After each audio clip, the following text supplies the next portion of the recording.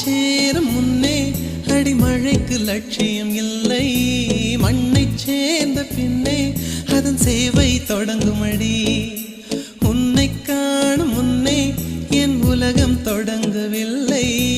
உன்னை கண்ட பின்னே என் உலகம் இயங்குதடி. வானத்தில் ஏறியே மின்னல் பிடிக்கிறவன் பூக்களை பறிக்கவும் கைகள் நடுங்குகிறேன். பகவான் பேசுவதில்லை, அடபக்தியும் குறைவதும் இல்லை. காதலி பேசவும் இல்லை, என் காதல் குறைவதும் இல்லை.